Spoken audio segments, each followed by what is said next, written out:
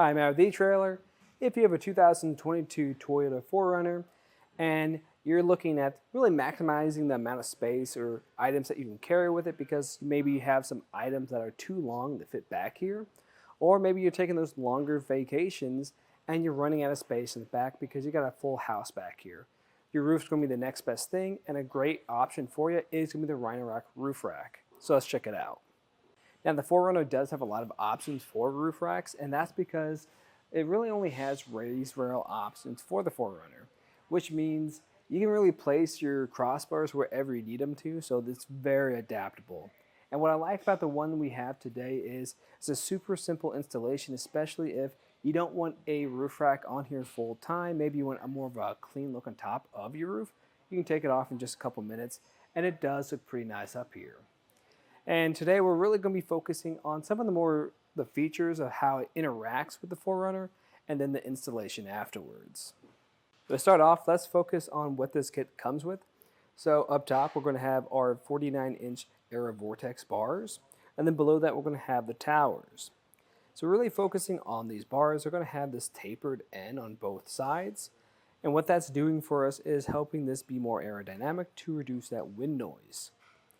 Something else that's going to help reduce wind noise is up on top of our crossbars, we're going to have this weather strip. This weather strip is going to prevent any wind from entering in this channel, and it's going to prevent a lot of debris from getting in here too. And what that T-channel is used for is for those T-channel accessories.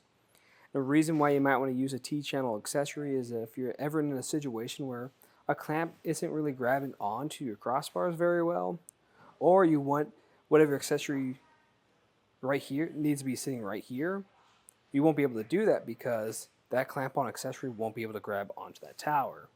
Instead, a T-channel accessory is going to be perfect for that situation there. So it's just going to help make things a little bit more adaptable. And then on the back end, we're going to have these end caps. And these end caps are just more of a security feature. They're going to have this point right here that you can use your security tool to unlock, and it's just going to help deter theft from anyone taking your gear. And beneath that crossbar we're going to have this tower, and the way that's going to connect is this channel underneath here, which holds your crossbar to your roof. And the way we're grabbing onto our roof is onto our raised rails, and we're getting a pretty clean fit. The reason that is because we have this rubber molding that is wrapping around our raised rails, making sure we don't scratch anything up. And what I really like is at the very bottom, we're going to have this edge or this lip that grabs onto the edge of your raised rails. So that just kind of gives me a little bit more peace of mind of how this is going to stay up here. And it's going to let me know that even if this is in some pretty extreme situations, it's still going to remain and it isn't going to move. But let's get a few measurements just to see how this is going to live up here. So the first one I'm going to get is going to be the overall height. That's going to be 3 inches, and honestly that's pretty low profile. And if you are looking for that cleaner look, that's what this is definitely giving you. Now it's also great if you are going through some low clearance areas, especially with this vehicle being a taller one at that. So every inch on here is really going to matter. But I recommend just taking the total height of your vehicle, plus your crossbars, and then anything on top of that, include that too, so you know whether or not you can make it under a spot. A spot that I really think would be a parking garage. Then the next thing we want to measure is going to be the distance underneath, and that's only going to be a little bit over 1.5 inches. So that's not a whole lot of space to really play around with. That's one of the downsides of having a more low profile crossbar. So I'd recommend just checking with what kind of accessories you have. If you have some more bulky clamps, they might not play very nicely with this distance. Now if you have any T-channel accessories, those are going to be perfectly fine, and that's another benefit of using those T-channel accessories. And then finally, we can get our crossbar spread, and that's just going to be the distance from one crossbar to another. That's going to be 15 or 25 inches, which is pretty good. And as you can see on a roof, we still have plenty of room to play around with since this is a raised rail option. We could bring it in some if we really needed it to, or we could even push it out some more too. But at the end of the day, it's really just going to matter on what accessories you're hauling. This is going to have a pretty decent weight capacity, and honestly what your limiting factor is going to be is most likely going to be your roof. So what I'd recommend doing is just finding that in your owner's manual and then going from the lowest rated component just so you don't damage anything. In my opinion, I think this is a great option because how low profile it is and how easy it is to work with. And like with any other type of roof rack out there, this is going to be great for all different types of accessories, whether that be your kayaks, canoes, roof boxes, baskets, or even bike racks. Anything in that realm, I think this is going to be great for.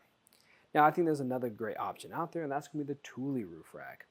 And it does everything that this does, but only just a tad bit easier. The one drawback to that is that I noticed that the way it clamps onto these rails isn't as flush as this option. So if you want that better grip, this is probably going to be the best option overall. Now, if you are curious to see what this installation looks like, just stay tuned. We'll walk you through the process. To start off the installation, I like to lay everything out. So furthest away from me, we're going to have the crossbar, we're going to have the towers next to me, and then we're going to have then two included keys. One's just going to be an Allen key with a torque device at the end of it, and one's just going to be to remove your end caps. I also recommend grabbing a measuring tape just to make sure everything's even and squared off. You'll also probably notice I have my front crossbar already installed, but it's going to be the same process for either one of them. We're going to start off with our crossbar, and what I'm going to do with it is flip it around so the underside is facing up, and we're going to have this channel right here. We're then going to grab our included end cap key.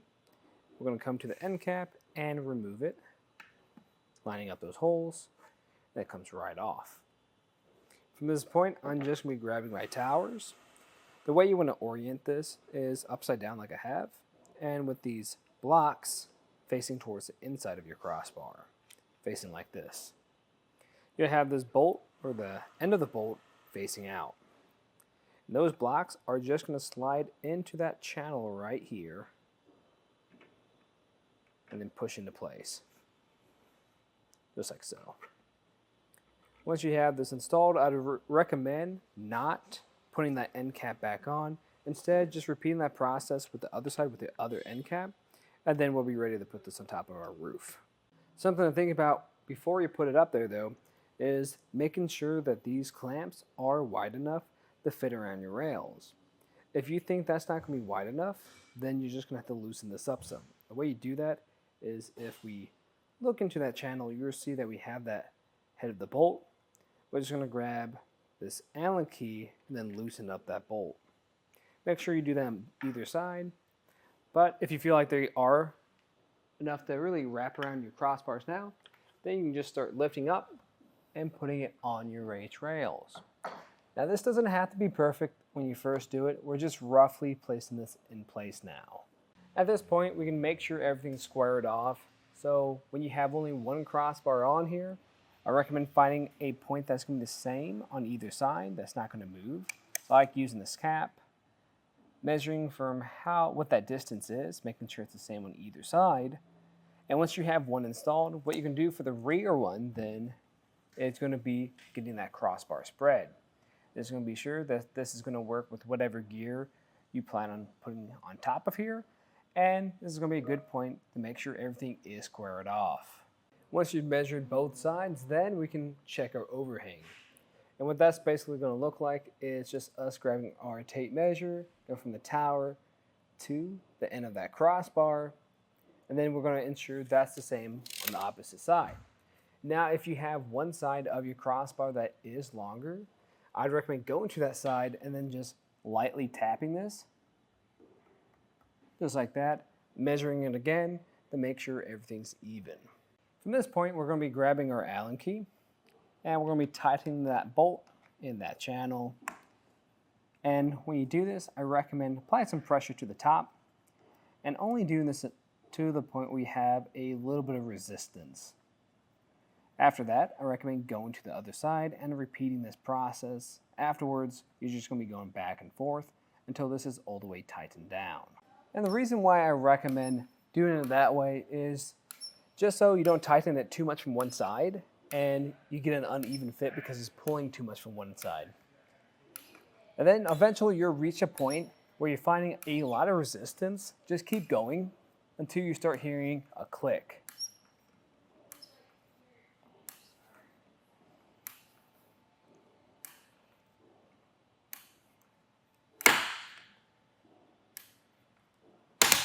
just like that.